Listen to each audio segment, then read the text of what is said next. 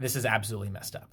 Donald Trump will be deporting American criminals, including US citizens, to go to El Salvadorian jails. If you've never seen an El Salvadorian jail, we should talk. There's a reason why it looks like this. And I'm not going to be the morality police on El Salvador because a lot of stuff happened. El Salvador had one of the highest murder rates in the world, and there were rampant gang problems. And this guy was the mayor of their capital city, and he was pretty popular. He decided to run for president. They didn't even allow his political party to register. He ran anyway as an independent associated with a different party, and he won over 50% of the vote. He is considered a centrist, left-of-center candidate. And yet he did this. He promised to clean up the streets of El Salvador. He promised to get the gang problem under control.